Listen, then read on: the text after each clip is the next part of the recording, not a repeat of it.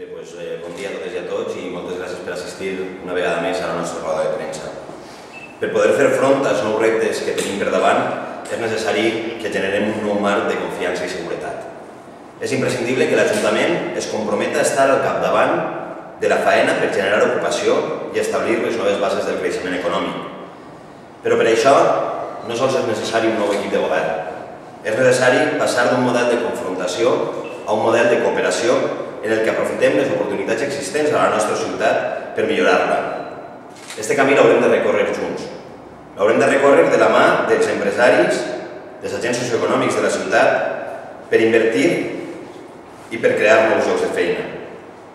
Però per aconseguir-ho calen dues premisses bàsiques. Cal una nova administració i cal un nou govern. Avui el ciutadà veu a l'Ajuntament quasi com un enemic. Veu a l'Ajuntament com a la paret que no para de ficar obstacles i pegues quan es vol fer un tràmit. Aquesta situació ha d'acabar-se.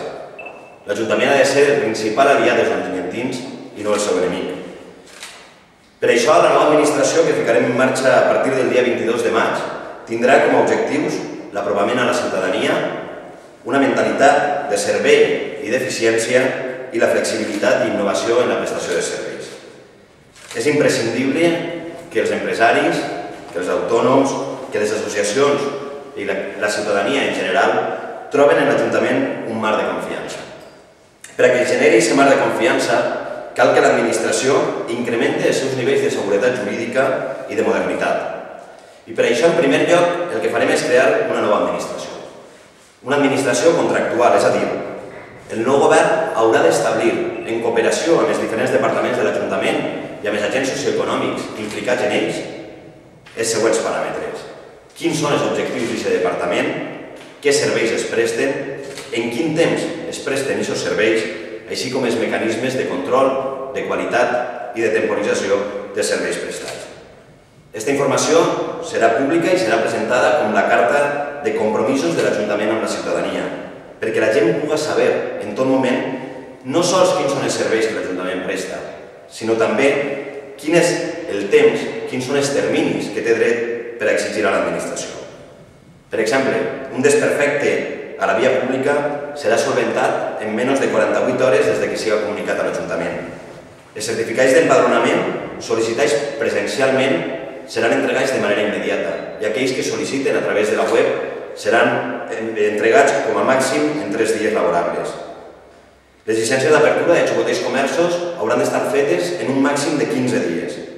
I així, fins a arribar al temps que haurà de tardar l'alcalde, qualsevol regidor o qualsevol tècnic en donar una cita a un ciutadà. S'ha d'acabar ja l'administració del vuelva usted mañana. Igualment, cal apostar per una administració orientada al rendiment i a l'accessibilitat. Per fer més accessible la nostra administració, caldrà flexibilitzar l'horari d'atenció al públic a l'Ajuntament, per facilitar les gestions, així com l'accés a aquelles persones que no poden anar de matí a l'Ajuntament, aquelles persones que per conciliar precisament la vida laboral i familiar han d'anar a l'Ajuntament a fer determinades gestions durant les vesprades. Però a més caldrà apostar ja d'una per l'administració electrònica, facilitant que cada vegada siguin més les gestions que puguen fer-se a través de la web de l'Ajuntament. Per exemple, el pagament de les multes, la sol·licitud de llicències, la sol·licitud de beques o de certificats d'empadronament, el registre d'entrada de l'Ajuntament, tot això podrà fer-se les 24 hores del dia, els 365 dies de l'any. Per aconseguir-ho, és necessari dotar de major eficàcia i eficiència el principal recurs en què compta l'Ajuntament, els seus treballadors. La nostra serà una administració en la que, com en qualsevol empresa, hi haurà que complir amb uns objectius. El sou dels funcionaris anirà lligat al compliment d'aquests objectius. Els funcionaris i l'Ajuntament han d'estar al servei de la gent, han d'estar al servei del ciutadà, però per a que això siga possible és necessari un nou govern. La nostra ciutat necessita un equip de govern nou, necessita un equip de govern dinàmic, un equip de govern en el que els egocentrismes no pesen més que l'interès general. En definitiva, necessita un equip de govern que el que busqui siga sumar i no dividir, que el que pretenga siga buscar solucions, que el que fa és donar la cara i no donar l'esquena. Encara que sembli un tòpic, per a que la ciutat funcioni és imprescindible implicar a la gent. És imprescindible comptar amb tots i amb totes i iniciar un camí de treball comú. En els pròxims anys s'enfrontem a un repte importantíssim. Cal que reinventem la ciutat com a lloc on viure i on treballar. Front a aquest repte, un govern té dues solucions. La primera d'elles és quedar-se quiet, buscar culpables i resignar-se. La segona és ficar-se a treballar junt als agents socioeconòmics de la ciutat per canviar la realitat. El govern actual ha optat per la primera opció, quedar-se quiet i buscar culpables. El nou govern ha de buscar un nou camí. Un camí en el que la promoció econòmica siga l'eix que guia tota l'acció de govern. Per això, des de ja us anuncie que com a alcalde de la ciutat tinc previst assumir les competències en matèria de promoció econòmica. Crec que la promoció econòmica ha de convertir-se en el principal objectiu de la propera legislatura. És el centre al voltant de tot el que ha de girar el treball del nou equip de govern. Els ciutadans saben bé que estem en un moment complicat, que s'enfrontem a difícils reptes. I sabem ben bé també que en 4 anys no han pogut comptar amb l'Ajuntament per assumir aquests nous reptes. Aquesta situació s'ha acabat. El temps de la resignació s'ha acabat i el que nosaltres volem és que comenci ja un temps de treball en comú per assumir els reptes que la ciutat té per davant.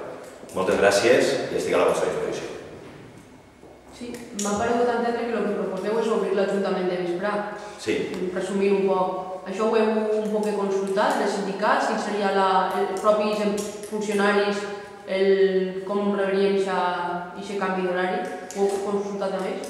El que faríem és estudiar en primer lloc quins són els serveis, els departaments que tenen més sol·licituds, que tenen més treball, més volum de feina. No de feina interna, sinó de feina de cara al ciutadà. I aleshores el que es faria és treballar per buscar aquests nous horaris que d'alguna manera permeten també al propi funcionari conciliar vida laboral i familiar, i és una proposta que no és nova, portàvem ja a l'anterior programa electoral i que per tant comptaria segur amb el recolzament de molta gent. Alguna cosa més? Bé, doncs moltes gràcies per la vostra assistència i fins a la propera.